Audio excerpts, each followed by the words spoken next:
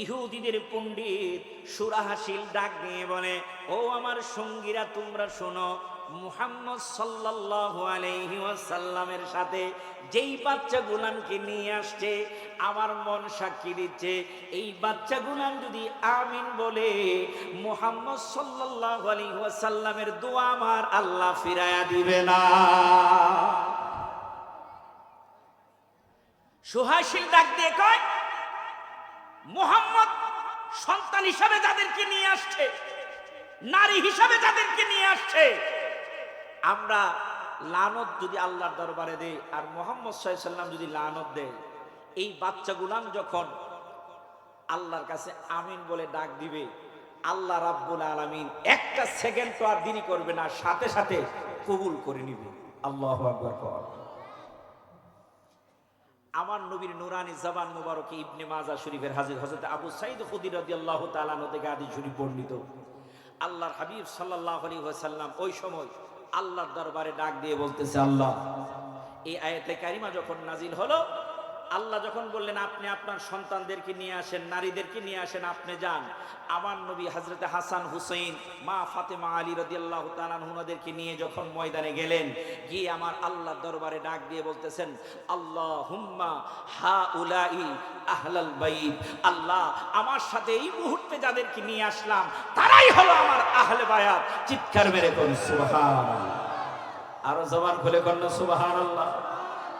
আল্লাহ বললেন, হে বন্ধু, আপনা আনা ওয়া আপনাকুম ওয়া নিসাআনা ওয়া নিসাআকুম ওয়া আনফুসানা ওয়া আনফুসাকুম, আমার নবী আল্লাহর ঘোষণা অনুযায়ী সন্তানদেরকে নিলেন, নারীদেরকে নিলেন, আর নিয়ে আল্লাহর দরবারে বলতেছে, ও আল্লাহ, আল্লাহুম্মা হাউলাই আহলাল বাইত, এই মুহূর্তে যারা আমার সাথে আসছে তারাই হলো আমার আহলে বায়াত।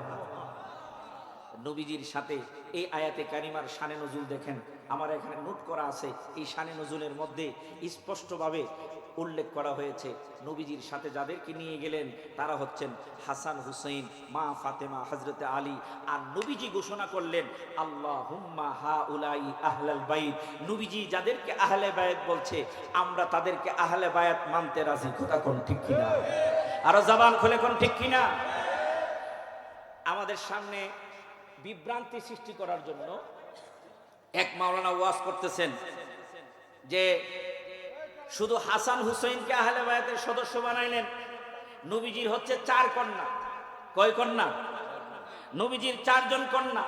এই 4 জন কন্যার মধ্যে থেকে একজনের নাম হলো জয়নব, আরেকজনের নাম হলো উম্মে কুলসুম, আরেকজনের নাম হলো রুকাইয়া, আরেকজনের নাম হলো ফাতেমাতুজ জোহরা রাদিয়াল্লাহু তাআলা আনহা।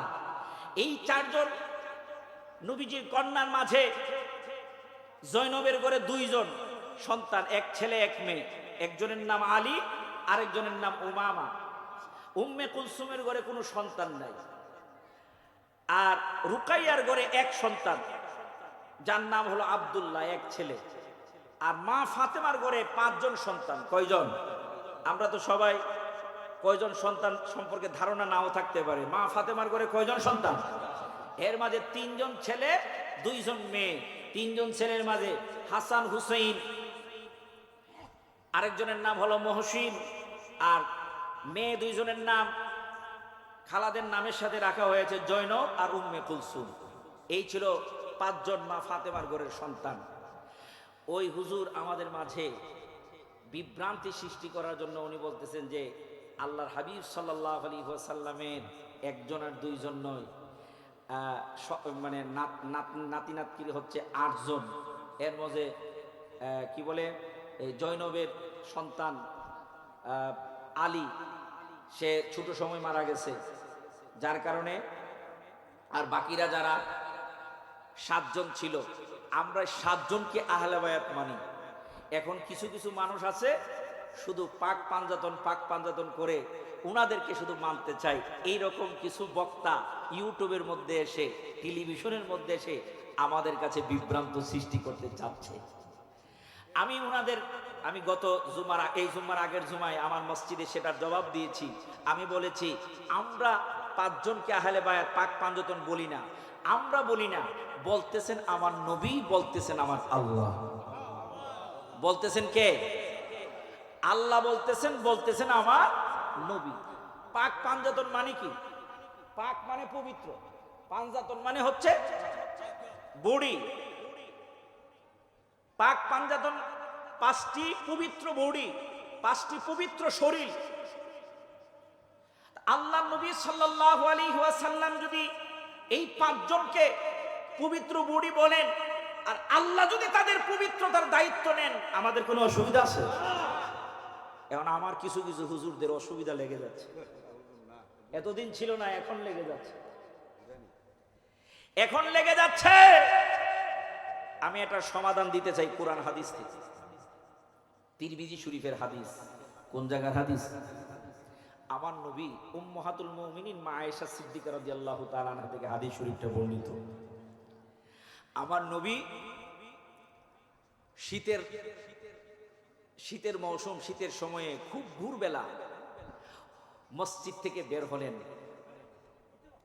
বের হয়ে একটু সামনের দিকে আসলেন মদিনাতুল মুনাওয়ারায়। আল্লাহ নবী সাল্লাল্লাহু আলাইহি সাল্লামের শরীরের মধ্যে একটা কালো চাদর, যেই চাদরটা লুমওয়ালা, হাদিস শরীফের মধ্যে আসছে লুমওয়ালা একটা চাদর।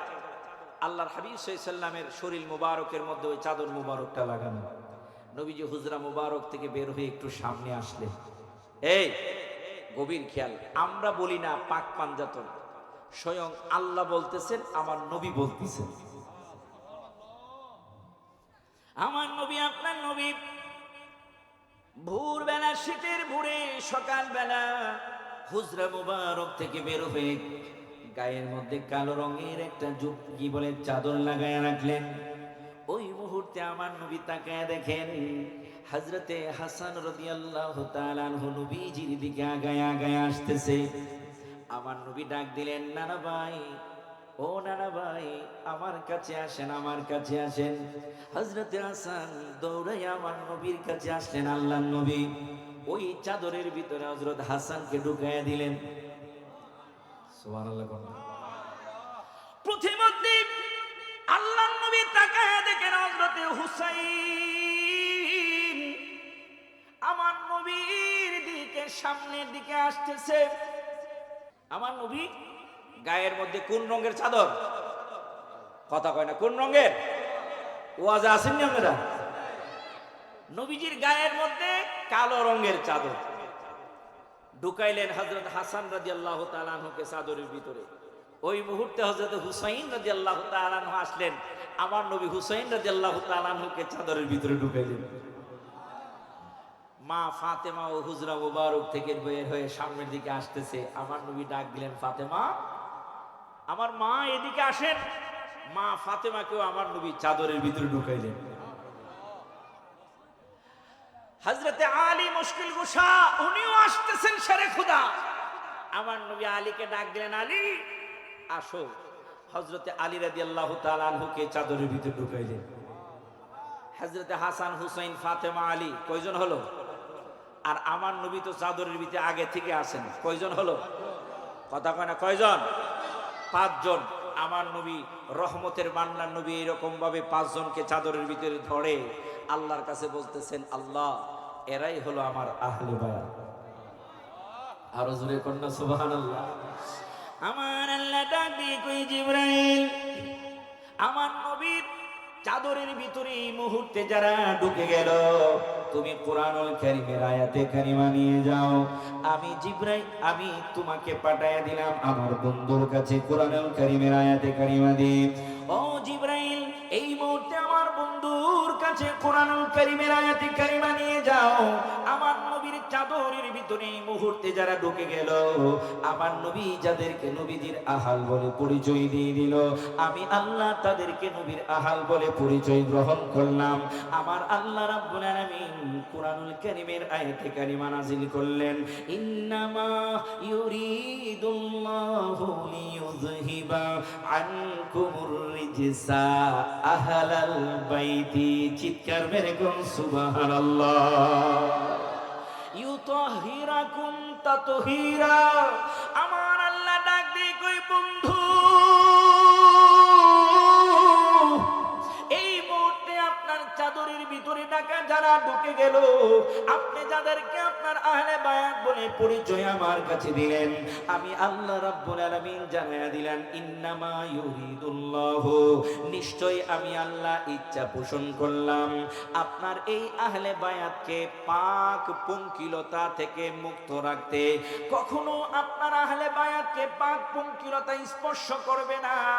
আমি আল্লাহ রাব্বুল আলামিন তাদেরকে পুত পবিত্র রাখার দায়িত্ব নিয়ে নিলাম।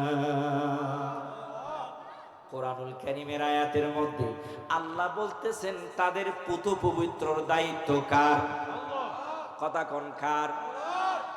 আমার নবীর চাদরের ভিতরে যারা ঢুকলো, নবী সহ কয়জন? কথা কয় না, কয়জন? আমার নবীর চাদরের ভিতরে ঢুকলো নবী সহ 5 জন। আল্লাহ নবী রহমাতাল লিল আলামিন নবী আমার আল্লাহর কাছে পরিচয় দিলেন, আল্লাহ যারা আমার চাদরের ভিতরে ঢুকলো তারা হলো আমার আহলে বায়াত। আমার আল্লাহ কুরআনুল কারীমের আয়াতে কারিমা নাযিল করলেন। আমার আল্লাহ ডাক দিয়ে বলেন ইন্নামা ইউরিদুল্লাহু লিইয়ুযহিবা আনকুমুর রিজসা, এই শরীরগুলাকে পবিত্র রাখার দায়িত্ব আমি আল্লাহ।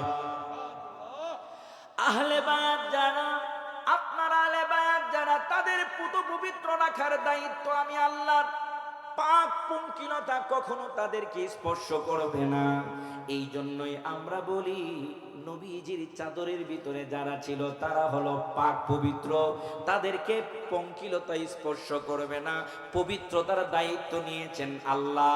এই জন্যই আমরা বলি পাক পাঞ্জাতন। আমাদের বলা আর কোরআনের দলিল ঠিক আছে না? না ওয়াজ মনে হয় বুঝেন নাই, বুঝছেন? ওয়াজ কোরআনে বলছে পবিত্র, আমরাও বলি পাক পাঞ্জাতন। এই 5টা শরীর পবিত্র। তো কোরআনের দলিল আর আমাদের কথা ঠিক না বে ঠিক? আওয়াজ দেখুন, ঠিক না বে ঠিক?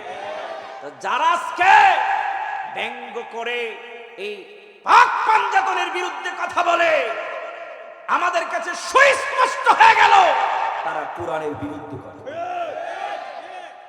আমার নবীর হাদিসের বিরুদ্ধে কথা বলে। এই জন্য আল্লাহ নবী সাল্লাল্লাহু আলাইহি ওয়াসাল্লাম জানায়া দিলেন, নবী তো জানেন শেষ জামানায় এজিদের গোষ্ঠী যে আসবে। আমার নবী জানে আহলে বায়াতের দুশমন শেষ জামানায় থাকবে। কথা কোন ঠিক কিনা? দাড়ি টুপি জুব্বা পাগড়ি থাকবে, নামাজ রোজা হজ যাকাত থাকবে, আর আমার নবীর আহলে বায়াতের বিরুদ্ধে কথা বলবে। নবী জানে কি জানে না? এই জন্য আল্লাহ নবী সাল্লাল্লাহু আলাইহি ওয়াসাল্লাম একটা আর দুইটা নয়, অনেকগুলান হাদিস শরীফ আমাদের কাছে রেখে গেলেন, স্পষ্ট করে দিয়ে গেলেন যে শুনে রাখো, আমি নবী তোমাদেরকে জানায়া দিলাম এই আহলে বায়াত সাধারণ কেউ নয়। এই হাসান হুসাইন সাধারণ কেউ নয়। এই হাসান হুসাইনকে যদি শেষ জামানায় তোমরা ভালোবাসতে পারো, আমি নবী জানায়া দিলাম তোমরা আমি নবীকে পেয়ে যাবা, আমি নবীর ভালোবাসা তোমরা পাইবা।